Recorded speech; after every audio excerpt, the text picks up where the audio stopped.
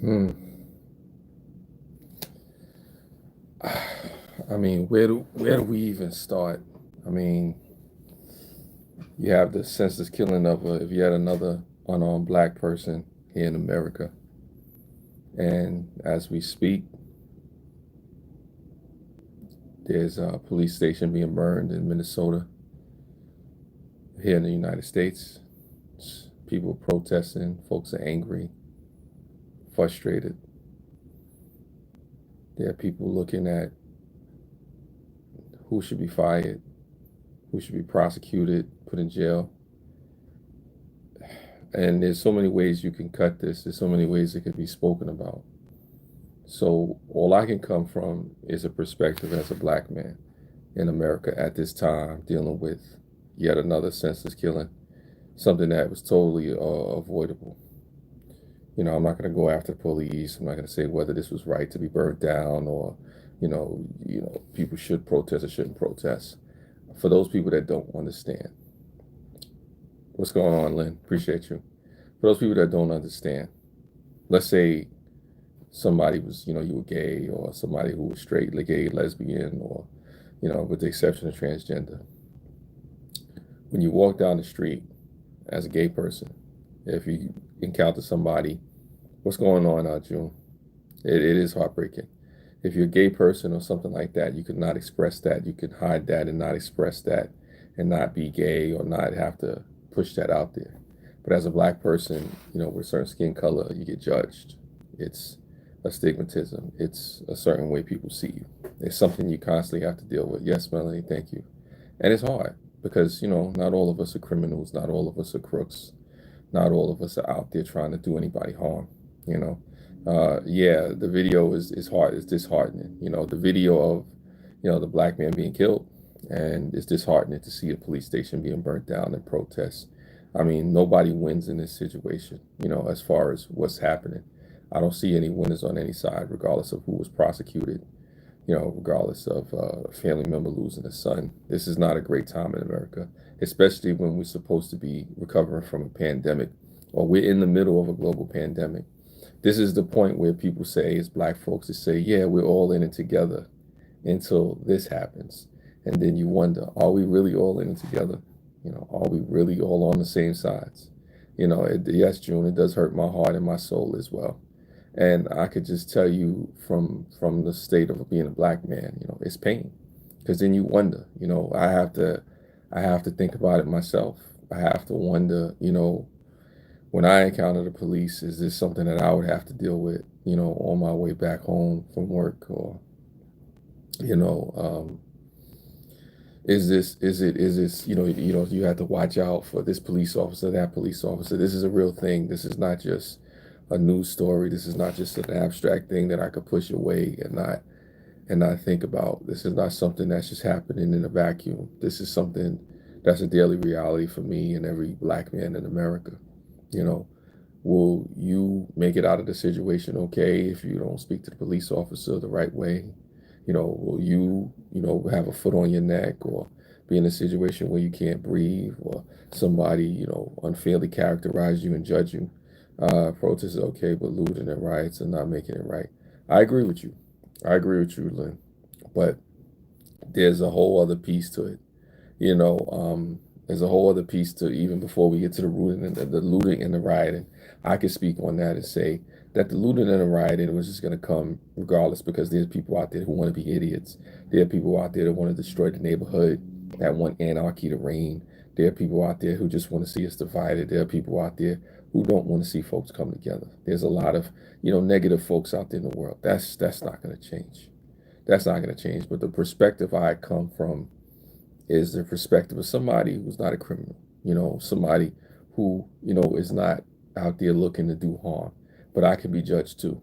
You know, this is any black man in America. It could be somebody you're related to. It could be somebody you know as a friend. It could be somebody you're married to, a son-in-law. It could be a grandchild. I can't imagine what it must be like to be black man having to worry about this. Yeah, June, it's not easy. Even if I want to go to the store now, people don't realize, as the police station is burning in Minnesota, I have police officers outside of my apartment, parked in cars. I could even show you. They're waiting. They're waiting to see what's going to happen, to see if the people in Minnesota are going to affect the people in NY and how this is going to transpire.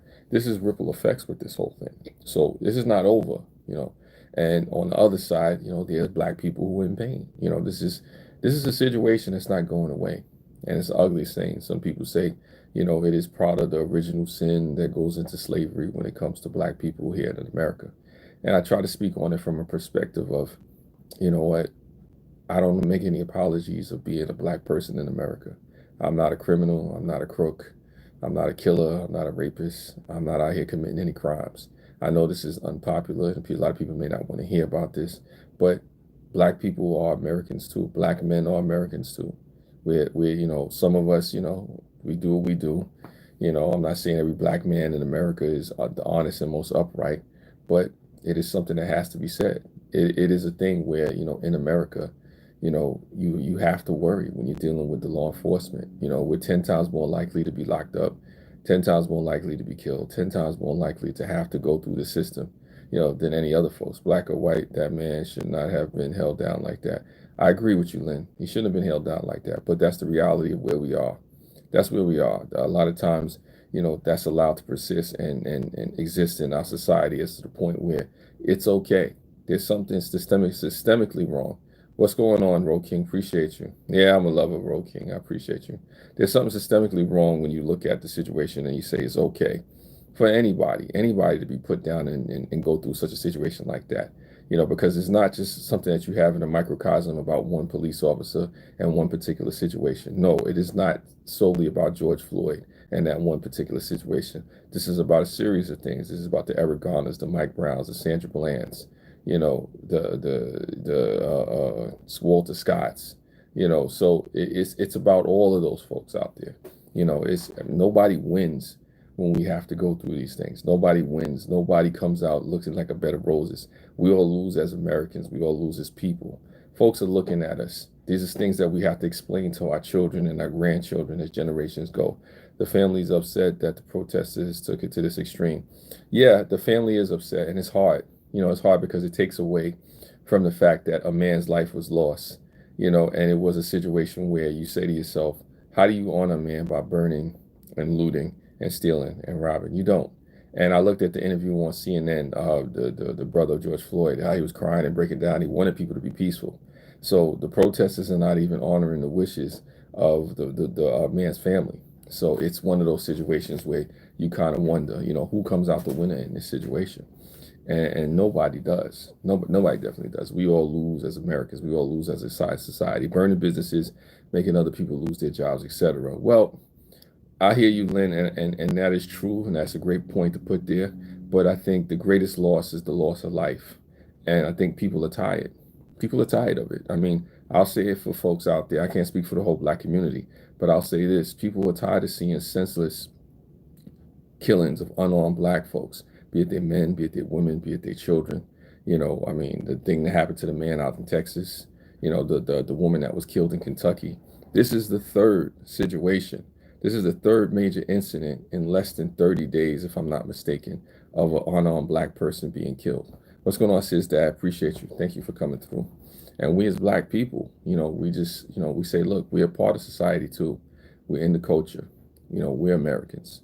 We deserve, the right to a fair shake. We deserve the right to justice just as much as anybody else. You don't want to make it a race thing. You don't want to make it about anything versus the police.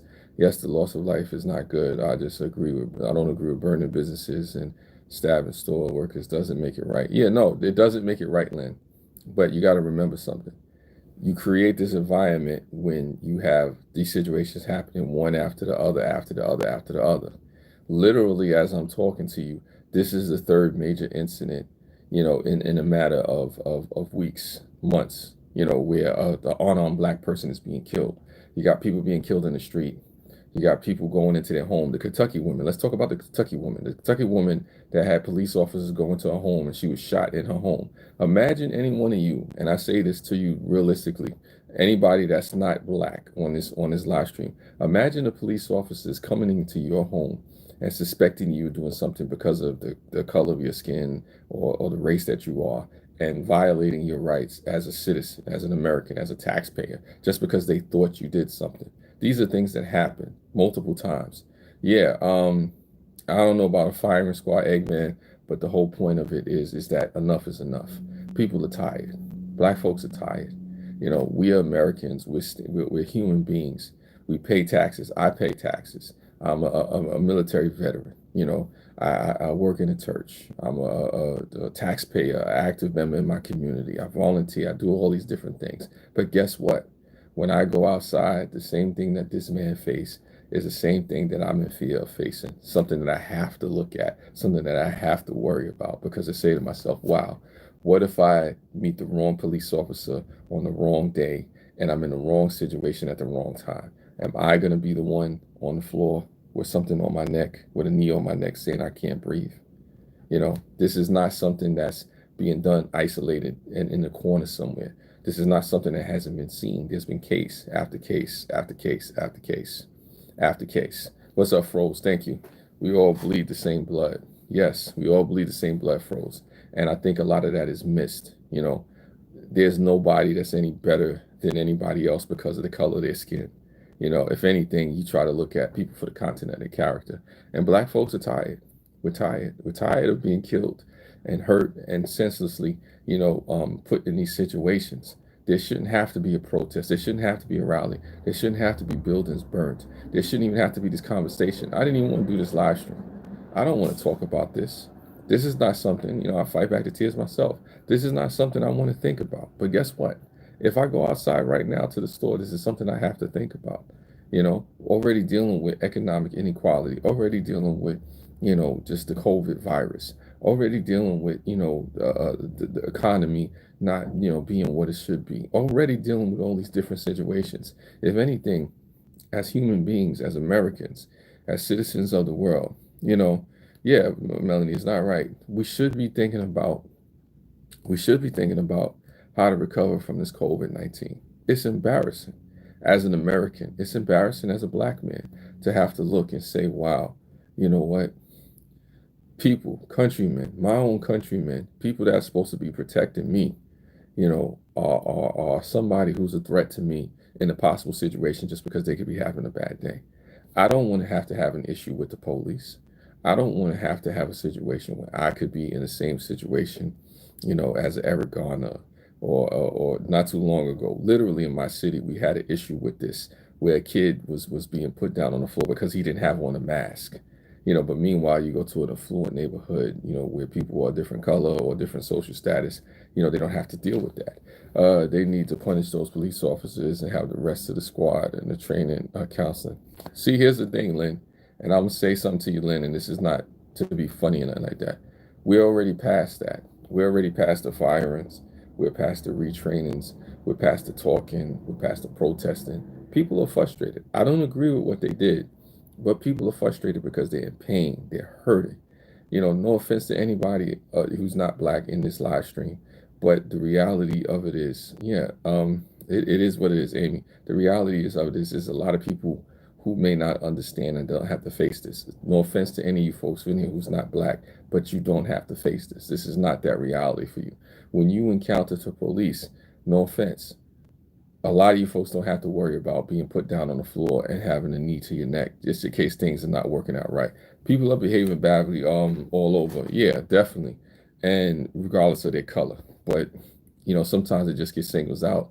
And I'm sad this happened, trust me. Yeah, no, I mean, definitely, Lynn. I mean, this is not a good time. I mean, and believe me, on both sides, there are people that are sad at everything that's going on. Nobody wins. Nobody wins from the burning of buildings. Nobody wins from antagonizing the police.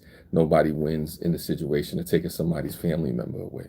This is not something I want to see that happen to anybody, regardless of your color, regardless of who you are, where you come from, your background. But the reality is there's a pattern. There's an issue when it comes to racism. There's an issue when it comes to, injustice and, inequality, when it comes to certain races inside of this country. And the reality is when you look at it, we're all immigrants. We've all taken this land and inhabited this land and went through it with the Indians, and that's a whole other long backstory. But it's like we forget about humanity, and it hurts. It hurts when I'm looking at this and I'm seeing this, I'm seeing it from the time when the man was put on the floor, foot on his neck, he died, to the point where now people are burning police stations. And it's sad, and I can only speak up and say my part and my little piece about it. It's just sad. Is this what we want? One of my friend's husband is a police officer, and they have to have thick skin to deal with a lot, but this ain't right. Yeah, well, listen, it's not right what they did to that man, and I understand the police officers that didn't have anything to do with it. I'm not speaking to you. I know there are police officers that are good people. I know there are folks out there that are trying to really do their job and uphold justice and a standard. But unfortunately, there are people out there, who are pieces of trash, who's not even worthy to be police officers. There's people out there who are just disgracing, their profession. They're disgracing the flag. They're disgracing anything that any good police officer stands for. And I encourage anybody out there that is a police officer that sees this and disagree with this to speak up and to say your piece, because it's not enough for black folks to say it, for people to protest and whatnot. Maybe some more of these police officers need to speak up. Maybe more folks that are in law enforcement need to come from around the blue line or the blue bubble or whatever and speak up and voice your displeasure with what's going on. Because black folks can only do so much. Because even after this whole situation goes on, I still have to watch my back outside. I still have to think about and strategize and look at how I deal with police officers. Not that I have an issue and a beef with them, but this is a situation that is already gone past protests. It is already gone past training. It is already gone past speeches. It is already gone past all these things that we tried to do. I also know police officers disabled because they were, let me see what you said. Sorry about that. I also know a police officer that is disabled because they were stabbed by a black man and she didn't use blunt force. He is in jail from it. Listen, Lynn, I'm not even going to sit here and lie to you. Everybody that's in the midst of these situations are not always the most upright, but everybody that's a black person is not a criminal, and this goes to show with the unarmed black folks being killed. It's no need for it. It's really no need for it. We have to have a different discourse. We have to have a better way of going forward. And one of the things I say is not destruction of property. It's not fighting with the police. It's not putting people in more situations for more folks to die, because that's the road is leading down to more people being willing to risk their lives when the family members said, they wanted a peaceful situation, a peaceful resolution. And you try to appeal to humanity with this situation, but sometimes people get tired of trying to appeal and be human about it and try to, strategize and theorize and be peaceful about it when they see people dying, because this shouldn't be happening. Because I'm telling you, when the first person was killed out in Texas, okay, it wasn't right, protest. When the other lady, if I'm not mistaken, was killed in Kentucky, okay, what do? Now here's Minnesota. So Texas, Kentucky, Minnesota. Where does it stop? I mean, I don't know. We got to have it a better way. And like I said, it's pain. It's pain right now for all folks out there, of different races, but especially folks that are black, because you don't know. You don't know what the next encounter is going to be like. You don't know what's going to happen when you go through a certain town or county or a certain state, how things are going to turn out when you encounter police. It is a serious situation that's not going away. And some good people, some really upright, upstanding people are being killed and taken out of this world far too soon. And you had a man in George Floyd taken out this world far too soon for something so senseless. I mean, if he was, committing the crime that they say he was, allegedly doing something as far as counterfeiting. I mean, do you kill a man over a $20 bill? Is that worth putting, it don't. I've seen people commit worse crimes than that living here in New York. There's people that commit worse crimes than that on Wall Street, and ain't nobody putting no foot on their neck. Like I said, there are people who do counterfeit and fraud. Look at Bernie Madoff, ain't nobody coming after him. I don't see color, that black people. Exactly. I appreciate that, Lynn. But this is just the point to say that folks are in pain right now. Folks are in pain. This is a painful time. It's a painful situation, because you ask yourself the main question you come away with. You say, wow, in the middle of a global pandemic, is this where we at? Is this what we're doing right now? Is this the conversation we have to have? We're supposed to be overcoming the coronavirus, but still and yet we still have to deal with this in the midst of a global pandemic. We have to deal with racism. You have to worry about still being killed, guilty of being black. And until we get over that, maybe we got a lot more bigger issues to deal with, than coronavirus. But thank you for listening. Appreciate you folks. Stay safe out there. Yeah, God is definitely opening eyes. Stay woke, folks. Be safe.